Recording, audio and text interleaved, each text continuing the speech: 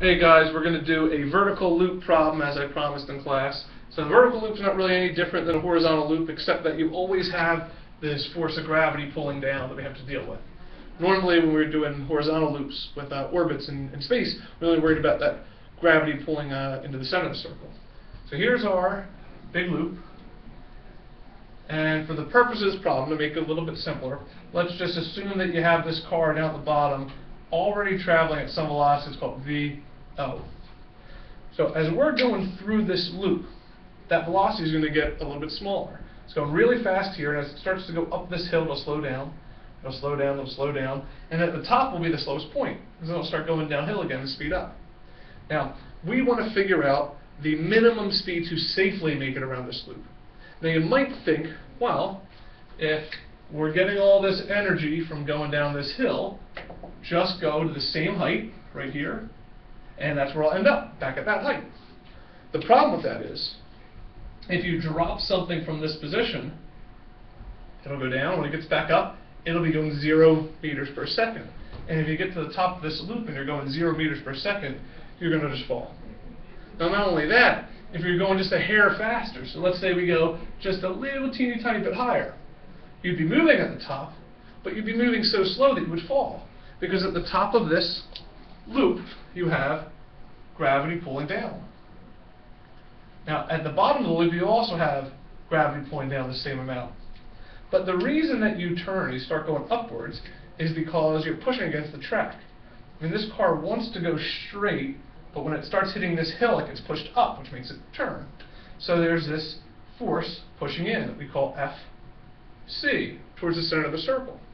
And when you're over here at the side, and you're traveling straight up, you turn because the track is pushing you over. Fc. Now, you remember from doing our circular motion problems that the force needed to go in a circle is equal to mv squared over r. Now, as you're going around this circle, we want that force there to help push you, to help get you to turn around the circle. When you're at the very top, if you are not being held against the track, you're falling off the track, and that's no good, that's not safe. So we want to go fast enough that the track has to push you down. Now gravity is helping up here, but I need to be pushed towards the center of the circle. Now, what we can do to solve this is say, at the top of the circle, because gravity is already pushing me towards the center, I don't need as big of a force of Fc. In fact, I might have no force there pushing me in. At the very top, gravity could be that force pushing me towards the center of the circle, just like if you were in orbit. So if here's the planet Earth and the sun's in the center, gravity is pulling it towards the center of the circle. It keeps going around. At the bottom, though, gravity is not pushing it towards the center, so the track's got to push. This is the reason why if you look at a track on a roller coaster, there's a lot of support holding the track up, but not very much holding it down. When you get to the top here, gravity's pulling the car down, it's not going that fast, so they're not worried about the track flying away. So, to end up getting the solution, we say gravity at the top should be enough to get me to go in a circle. So that means Fg is equal to Fc,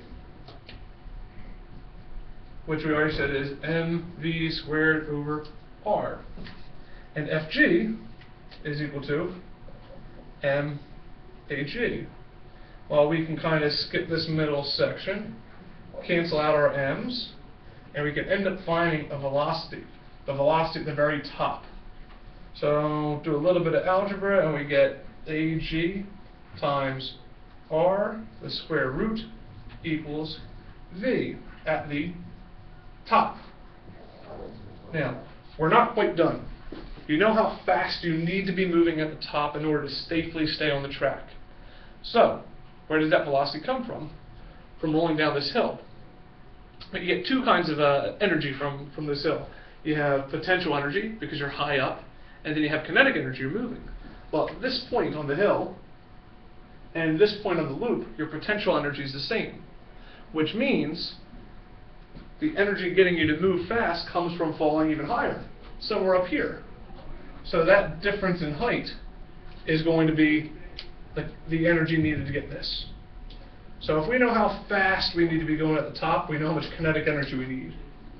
Okay, E is equal to 1/2 mv squared. And at the top we have kinetic energy equal to that, v top squared. Where does that come from? This potential energy. So potential energy is equal to MAGH. And if these two are the same, you can solve for h and figure out how high you need to go. Now remember, that's this h. We also have the original height. Let's call this h2. Well, how high is h2? This one's pretty easy. If the radius of this circle is r, then h2 is just equal to 2r. So just a quick recap. At the bottom of this circle, you have kinetic energy only. You're moving fast, but you're not very high. At the top of the circle, you have kinetic energy and potential energy. At this point on the hill, you have kinetic energy and potential energy. At the very top of the hill, potential energy only. At any given point on this problem, the total energy is the same. So if you can find out how much total energy you have at the top of the loop, then you can figure out how much total energy you have at the top of the hill. That's it. Bye now.